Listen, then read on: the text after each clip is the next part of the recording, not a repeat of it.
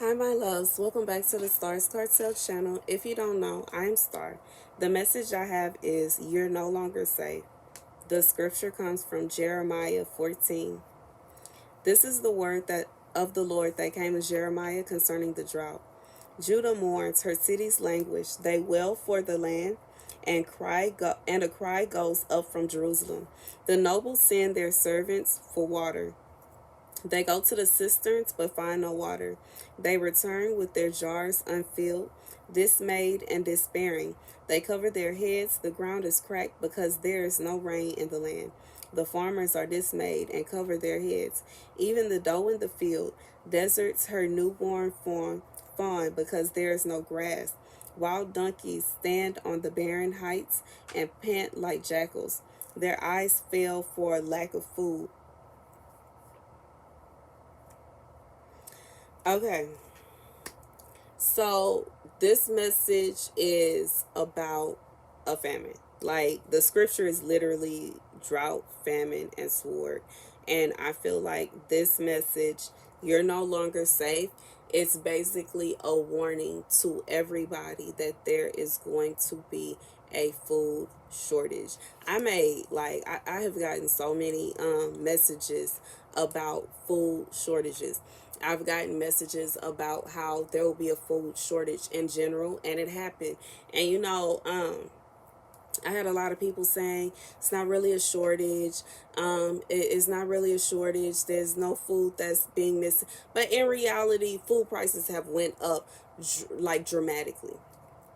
And the thing about it is when we have less of something and the demand is higher than the amount that is available, prices go up. And just because it's being hidden well does not mean that it's not happening. The prices are going up because there is a shortage. And, arguing with me is not going to solve the problem. And I'm just being real. Going back and forth with me in the comment section, to be honest, I'm not about to go back and forth with you anyways. I'm just going to block the comment and keep it pushing. I'm not arguing with nobody. But I'm just, this is a warning to let you guys know there is a food shortage, okay? We are already in one. It's going to get worse. So prepare. The best way to prepare is start a garden, okay? That helps tremendously because you will already have so much of what you need there if need be. And maybe get a deep freezer. Start saving up on meat now and freezing it so that you'll have it when you need it. And one thing that I can say, one thing that I have learned, if you are going to go that route and getting a deep freezer and trying to save meat, try to put what you're eating and what you're cooking with in a separate freezer than the food that you're stacking up, because you want to save the food that you're stacking up for a rainy day when you really need it. And it's just like, yeah, you want to rotate it out. It would be helpful to rotate it out so that you could always have something fresh. But definitely have organization with that, and definitely make sure that you're not just stacking everything up and eating everything as you go, and then when everything goes down you have nothing, okay? But I would more so recommend canned food and a garden. And like to be honest, canned food, seeds, and non-perishable items. And then after you have that together, then start moving on to the frozen foods like meats and everything. Y'all already know your girl went on a pescatarian diet, and at times I have had several full-blown vegetable meals. So if push comes to shove, I would be Gucci, okay? I know how to make a burger out of beans, okay? but but for those of you that you feel like you can't live without your back, you can't live without this, you can't live without that, this is a warning. The food shortage is going to get worse. Prices are going to increase, and the time to start putting things away and storing things for a rainy day is now. The time to start a garden is now. The time to start figuring out how to garden is now. I said this in several videos. Gardening is not easy. Even with me, I literally learned under someone. I literally have started my own garden several times, and I am not perfect. I don't know everything. I am just like, I struggle to. Okay. Gardening is hard.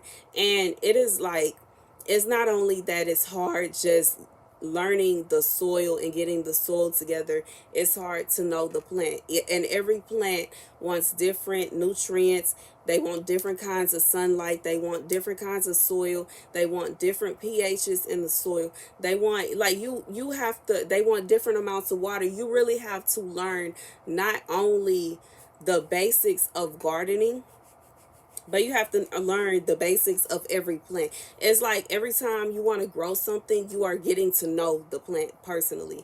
And you know, a lot of gardeners eventually start to build relationships with certain kinds of plants, because it is like you're meeting someone. You get to know, you know, their name, and you know their family, and now you know what they like, and you know what they like to be, you know what they effects they have on your body, what they do, are they good, are they bad. It's like you're becoming friends with somebody. And it's a lot of somebody to become friends with, especially when it comes to gardening and different variables of different plants and all of that. And I'm not on here trying to tell you that you need to become the world's best gardener and you need to have all the exotic fruits and vegetables. But even just for the basic person like your girl, you just want you some lettuce, some tomatoes, and some herbs. You still need to learn those plants, okay? And this is my, once again, this is my opinion. This is just my bit of advice. God had gave me a message, I think 2 years ago, about how we have become so reliant upon the system that if everything was to fall apart, there are a lot of people that would not know what to do. And the time is now, while you still have the convenience of being able to afford everything at the grocery store, the time is now for you to start playing around with learning how to grow vegetables and grow food. Okay. I grew a tomato plant. I think I told y'all about my tomato plant. My tomato plant finally had a little tomato come off of it, and that was it. But you know, I'm still proud of my little tomato plant. It is what it is. I put forth the effort to grow it, and I put forth the effort to take care of it. It got really big. It did produce some fruit, and I just know next time I'll try again, and I'll try again, and I'll try again until I get it right. But it's better to actually put forth effort to learn and to get it right than to just say, you know what, I'll try it out when it happens. Okay? Because I'm telling you, if you try to wait until there's no food on the shelves to decide that you're going to go ahead and throw some seeds in the ground and see what happens, you are going to be completely disappointed.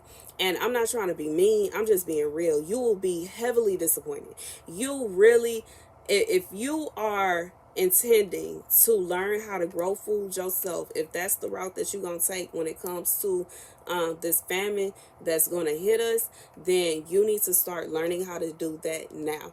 Okay, we have all the information that we could possibly dream of at our fingertips with our phones.